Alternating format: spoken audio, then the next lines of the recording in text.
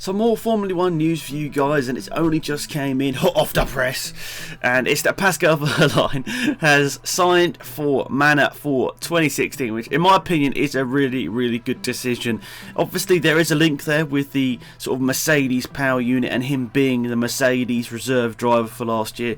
You know, I'm assuming that's part of the deal. Obviously getting those Mercedes engines has to be part of the deal, that Mercedes, a Mercedes driver of some sort will be racing in that first or second Manor driver seat, but it's ended up being the first driver being the 21-year-old Pascal Wehrlein. So whoever the second driver is I think honestly they're going to have a tough fight in their hands this season, because watching Wehrlein in DTM last year, he was so good, and a lot of races that he won, he like dominated. So I think he's got a really good chance of succeeding in Formula 1. This is a great sort of first step, obviously. Manor, you know, with some sort of technical partnership, I think, with Williams, and obviously with the Mercedes power, I think it could actually be a decent car. I'm not expecting it to be scoring points every race.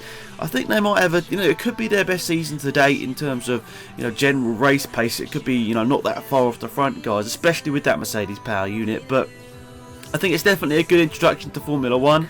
And I think Pascal Wehrlein, maybe 2 seasons, maybe first season here at Manor, second season at somewhere like Force India, or if Manor's good, maybe just stay here. But yeah, I think it should be good sort of learning development. I think honestly, Pascal Wehrlein is sort of being set up to be the driver to replace Hamilton or Rosberg at Mercedes at some point in the future when one of them decides to retire. So he'll be like maybe 25 by the time that Hamilton or Rosberg retires. Maybe both of them will retire at the same time, depending on just the success. I honestly think Nico Rosberg will try and go further in Formula 1 than Hamilton, just to try and have a chance at a world championship. But Wehrlein can stay around if he's still in Formula 1 and by he's 25 or whatever, so 4 years time, I think he's got a good chance of being a Mercedes sort of proper driver. But yeah, it's going to be a great learning development year for him. Obviously Manor can really help them with the Mercedes partnership. That helps them out a lot, and obviously the money that can come with it. I'm sure there's a little bit of money changing hands between Mercedes and Manor for this deal. I mean, obviously Mercedes want to produce a great driver to be in their driving lineup maybe in a few years' time. So yeah, what do you guys think? Do you think this is a good decision? I mean, it's tough because I don't know whether that Manor had much of a choice in this, but honestly, he's probably one of the better young drivers out there. I mean, he's better than quite a lot of GP2 drivers that have been linked to Formula 1 roles. I mean, he's probably better than Rio Haryanto. With all due respect, Rio Haryanto has been in GP2 for quite a long time, and he hasn't won a championship.